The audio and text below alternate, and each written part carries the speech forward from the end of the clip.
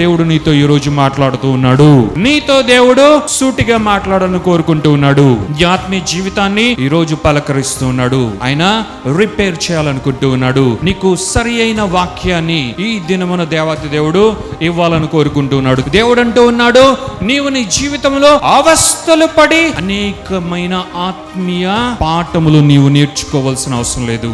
నా జీవ గ్రంథమైన బైబిల్లో ఉన్న వాక్యముల ద్వారా నీవు తిన్నగా నీ ఆత్మీయ జీవితంలో ఎలా ముందుకు వెళ్ళిపోవాలో, విజయవంతమైన ఆత్మీయ జీవితాన్ని ఎలా నీవు జీవించాలో, యోహాను సువార్త 1:16 చెప్పినట్లుగా కృప నుండి కృపకు ప్రయాణము చేసే ఆత్మీయ స్థితిలో నీవు ఎలాగా ముందుకు నడిచి వెళ్ళిపోవాలో నేను నీకు నా వాక్యము ద్వారా నేర్పిస్తాను.